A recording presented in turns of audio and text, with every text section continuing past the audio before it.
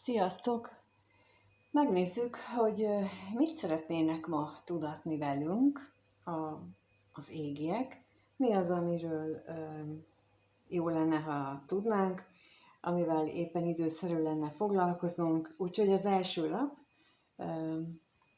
ezt fogja megmutatni, hogy mi az a téma, amivel most célszerű lenne foglalkoznunk. És a második lap pedig az, hogy mi van itt a háttérben, tehát miről van valójában szó.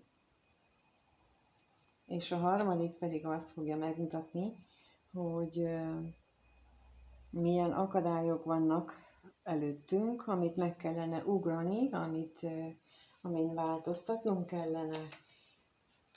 És a negyedik lap pedig azt fogja megmutatni, hogyha az akadályokkal valahogy megbirkózunk, akkor mi lesz az eredmény, mi lesz a jövő?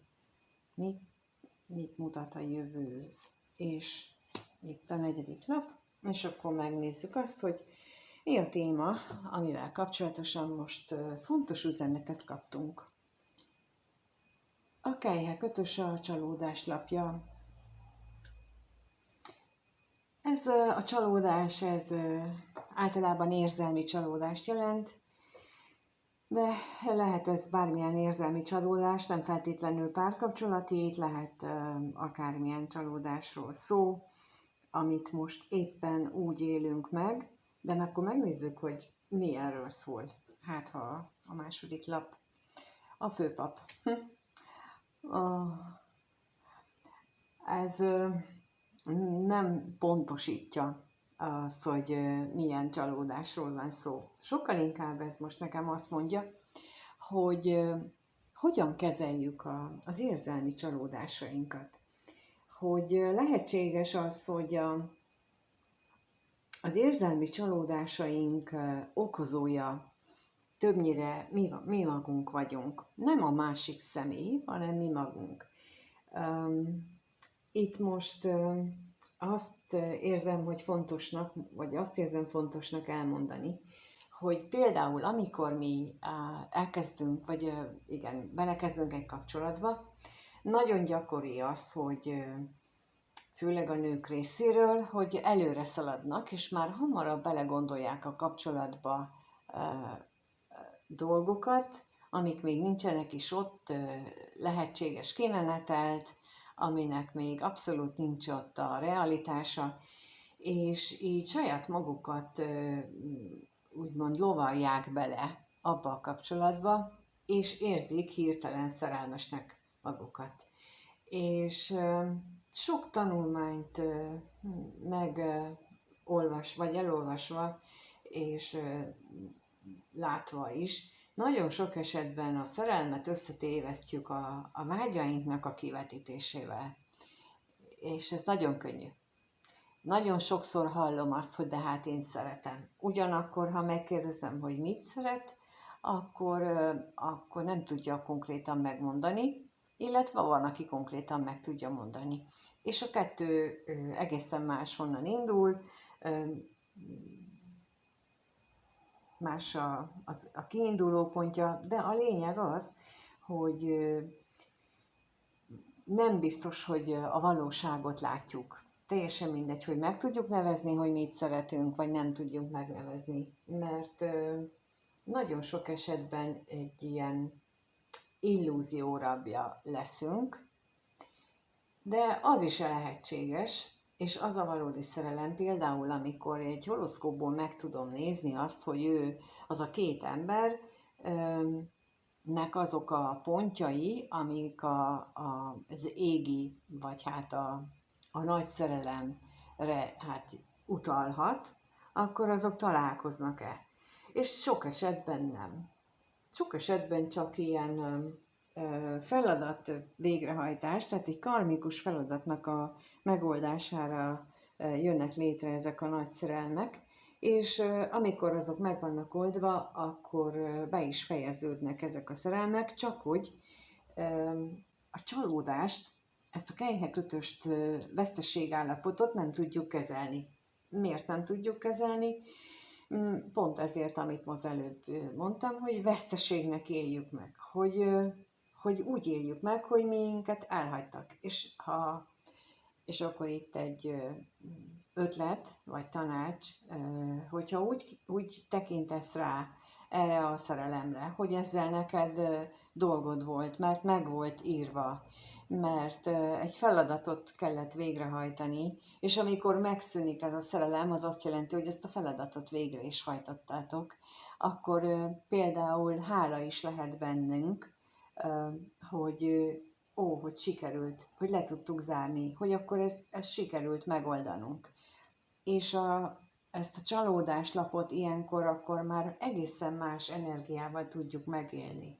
De akkor megnézzük, hogy bocs, hogy mi az, ami akadály, az, hogy nem tudjuk lezárni a dolgokat. Az univerzum a lezárás, ugye a világ vége a másikban, tehát, hogy a karma lezárásnak alapja. Hát erről beszéltem itt eddig, hogy tulajdonképpen itt arra akarják az égiek az üzenetet, vagy a figyelmet felhívni, hogy próbáljuk a csalódást más szemszögből nézni. Próbáljuk úgy nézni, hogy ez egy sikeres feladatmegoldás, az életfeladatunknak a sikeres véghezvitele. Az, amiért születtünk, egy részét ötösre megoldottuk. Egy csomó mindent megélünk az életben, amit úgy vetítünk le magunknak, mint itt a csalódás lapjával, a Krejhek ötösével, hogy siránkozunk rajta, miközben valójában az egy nagyon pozitív dolgot is jelent, csak nem látjuk. És most azt hiszem, hogy ezt a videót most azért csinálom, hogy ezt így, akire rátalál, annak el tudjam ezt mondani, hogy nézd meg másik szemszögből, hogy micsoda jó dolgot adott neked, például az a kapcsolat, amitben most a csalódást megéled. Nézd meg, hogy mit kaptál abból a kapcsolatból, hogy mire jöttél rá magaddal összefüggésben, és nem a másik. Egyáltalán nem számít a másik személy, semmit.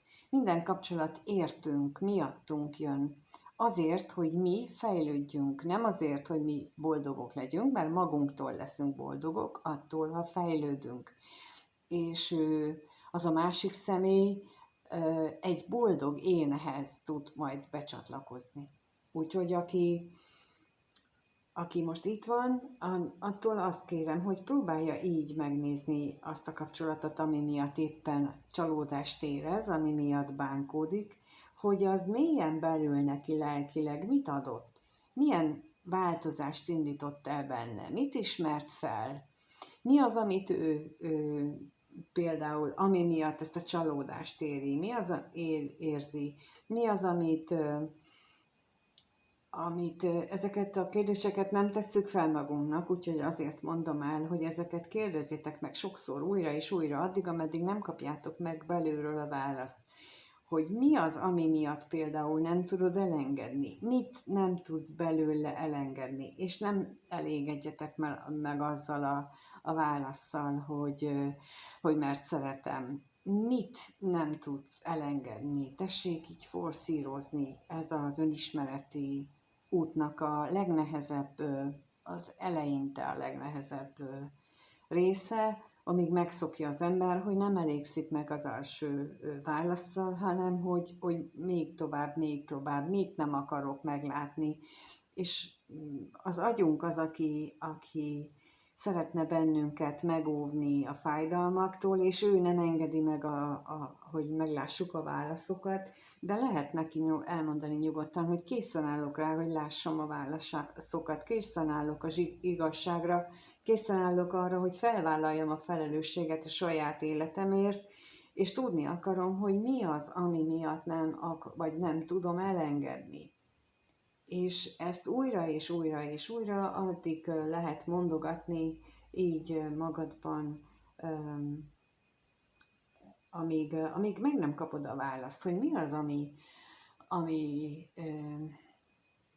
ami miatt ragaszkodsz hozzá. És akkor ilyenkor gyakran előfordul, hogy kijön az, hogy szégyelnénk magunkat, hogy már megint otthagytak, vagy szégyelnénk azt, hogy hogyan viselkedtünk, amikor beleszerelmesedtünk valakibe. Szégyelnénk azt, hogy már megint belegondoltunk egy kapcsolatba olyat, ami nincs ott. És itt akkor én azt gondolom, hogy a legtöbb esetben, a 90%-ban valamiféle szégyen húzódik meg a ragaszkodásunk mögött. Valamit szégyelnénk, és erre lehetne a fókuszt helyezni, ez lenne ennek az egész folyamatnak a lényege, és megnézzük, hogy akkor hova vezet, ha a diadalszekérhez. Tehát, hogy ez így nagyon összhangban van azzal, amiről beszélek, amit én így közbe kapok, tehát olyan, mint hogyha én most ahhoz kaptam volna a mondani valót, amit ide kártyát leraktam, pedig ugye láttátok, hogy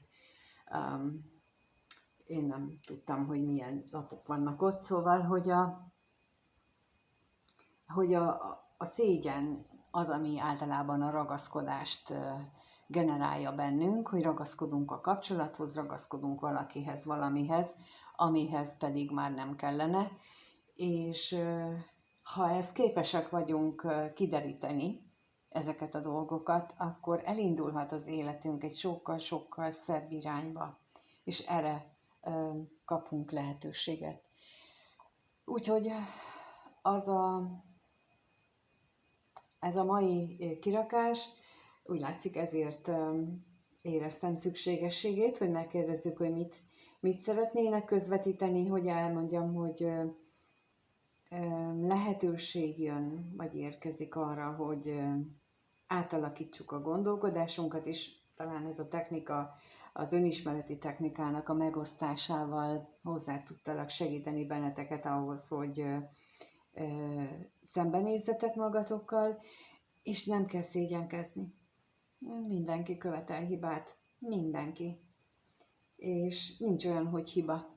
Mindenki azért születik, mert ilyen dolgokból tanuljuk meg a fájdalmat, ilyen dolgokból tanulunk meg bizonyos érzéseket, és azoknak a feloldását, és akkor most az oldásról eszembe jut, hogy olyan nagy misztikumnak gondolják sokan az oldást, ez a feloldás, amikor szembe merünk nézni dolgokkal, a saját tetteinkkel, amiket mi csináltunk, ahogyan mi viselkedtünk, és azt tudjuk mondani, hogy bocsánat, és megbocsátok magamnak, és megbocsátok mindenki másnak is, és akkor így képesek vagyunk, ez az elengedésnek a módja.